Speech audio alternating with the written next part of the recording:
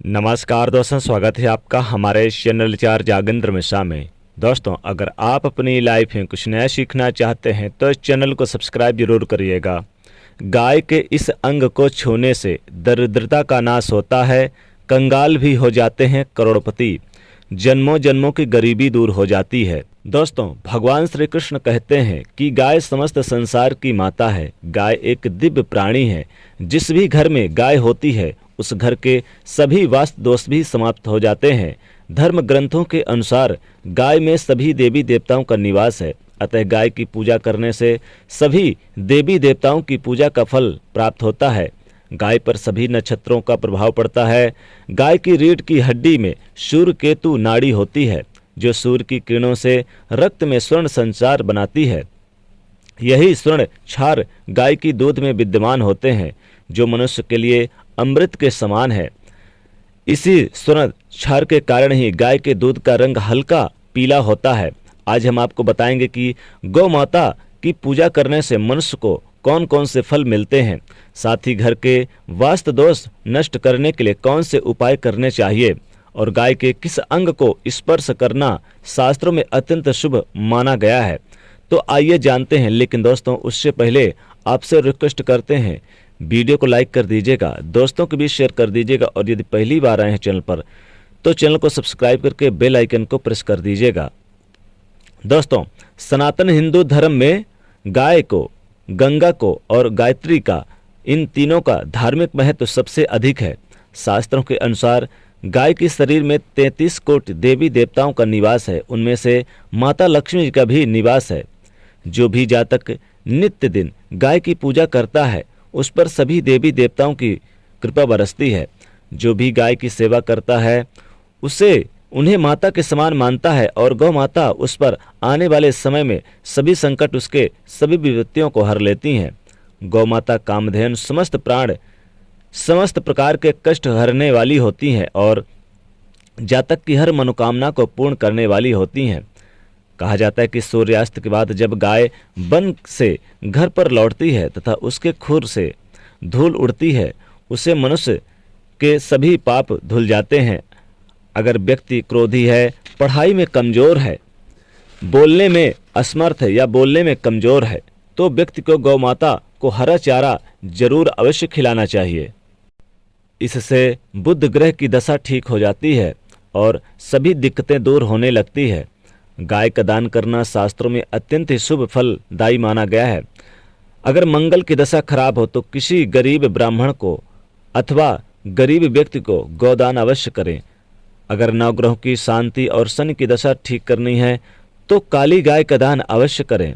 इससे भी कष्टों से मुक्ति मिलती है और शनिदेव की कृपा से सब कुछ ठीक हो जाता है। अगर कोई कार्य रुका हुआ है, कितने ही प्रयास करने के बाद उसमें सफलता नहीं मिलती, तो मनुष्य को गौ माता को रोटी खिलाकर उनके कान में अपनी मनोकामना अवश्य कहनी चाहिए। गाय को डेली पूजा करने से माँ लक्ष्मी जी प्रसन्न होती हैं और माँ लक्ष्मी की कृपा सदैव बरसती है, तो कंगाल भी हो जाते हैं करोड़पति, और जन्मों जन्मों की गरीबी दूर हो जाती है और घर की आर्थिक स्थिति मजबूत हो जाती है।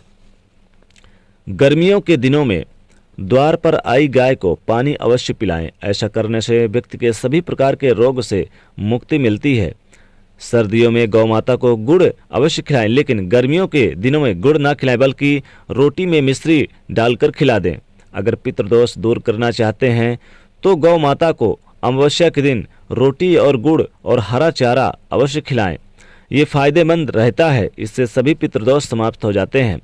साथ ही गौ माता की पूजा से नवग्रह भी शांति हो जाती है। अगर बच्चे कहना नहीं मानते और उनका स्वभाव क्रोधी है, वो बात बात पर गुस्सा कर जाते हैं, तो किसी दिन द्वार पर आई गौ माता को उनके हाथों से लगा हुआ भोजन अवश्य खिलाएं। गौ माता की पीठ पर एक उभरा हुआ कुबड़ होता है। उस कुबड़ में सूर्य केतु नाड़ी होती है।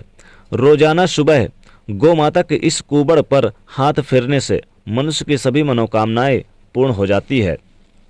गौ माता के इस कुबड़ पर अगर रोज आप इस अंग को छुएं तो सभी मनुष्य की मनोकामनाएं पूर्ण हो जाती है। उसके आर्थिक संकट भी दूर हो जाते हैं और गरीबी का नाश हो जाता है। इसके साथ उसके सभी रोगों का नाश हो जाता है, गरीबी दूर हो जाती है। इसलिए द्वार पर आई गौ माता के पीठ पर एक बार जरूर स्पर्श करें। गौ माता के पीठ को जरूर छुएं और प्रणाम करें। उनके पैरों को जरूर छुएं। दाहिने पैर का जो पैर होता है नीचे खुर, उसमें प्रणाम करें और अपने दाहिने हाथ से जरूर छुएं, स्पर्श करें।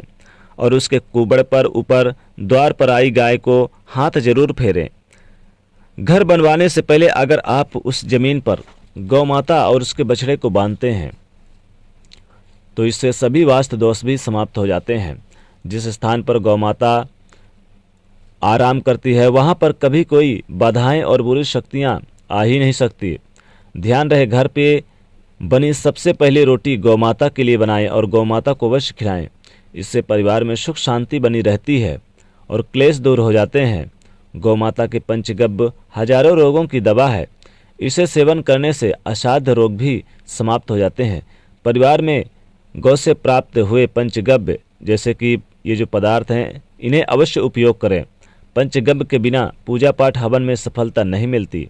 गौ माता के गोबर से बने उपलों से रोजाना घर का, दुकान का, मंदिर का और परिसरों में धूप करने से वातावरण शुद्ध हो जाता है, सकारात्मक ऊर्जा बनी रहती है और व्यापार में वृद्धि होती है। साथ ही ग्राहकों की संख्या भी बढ़ती है। अब अगर आपके घर में रोजाना गौ माता आती है तो आप बहुत ही भाग्यशाली हैं। यह आपके जीवन में अच्छा समय आने का संकेत है, क्योंकि गौ माता ऐसे ही घर पर जाती हैं जिस घर में पवित्र, शुद्ध और अच्छे लोग निवास करते हैं। इसलिए द्वार पर आई गौ माता को बिना रोटी खिलाए ना भगाएं। गौ माता के गले में घंटी जरूर बांधें। गाय के गले में बंधी घंटी बजने से गौ माता के उनकी आरती भी करें और आरती होती है। इससे 33 कोटि देवी देवताओं की आरती का फल मिलता है। गौ माता के गोबर में माँ लक्ष्मी का वास है और गौ माता के मूत्र में गंगा जी का वास होता है। इसलिए गौ माता की पूजा और दूध का सेवन अवश्य करें। जी हाँ, इनकी पूजा जितना करें उतना ही कम है। इनसे माता लक्ष्मी जी प्रसन्न होती हैं और उनको तन मन से जो भी व्यक्ति गौ माता की पूजा आराधना करता है वह बैतरणी नदी को पार कर जाता है और फिर गोलोक धाम में निवास करता है। तो दोस्तों, माँ लक्ष्मी की कृपा से अगर आप गौ माता के पीठ पर या फिर दाहिने पैर को स्पर्श करते हैं तो आपकी गरीबी, जन्मों जन्मों की गरीबी दूर हो जाती है और सुख समृद्धि का वास होता है, धन का वास होता है, धन आने लग जाते हैं, धन के स्रोत बन जाते हैं और आप अगर कंगाल भी हैं तो बन जाएंगे करोड़पति। जी हाँ, तो गाय के इस अंग को छूने से विशेष लाभ होता है। दाहिने पैर को भी छू सकते हैं, ऊपर जो उसके कुबड़ में रहता है एक उठा हुआ, उससे भी आप स्पर्श कर सकते हैं। तो दोस्तों, कमेंट में जरूर लिखिएगा। जय माता दी। साथ ही वीडियो को लाइक करें, ज़्यादा से ज़्यादा शेयर कर, चैनल को सब्सक्राइब करें। जय माँ लक्ष्मी।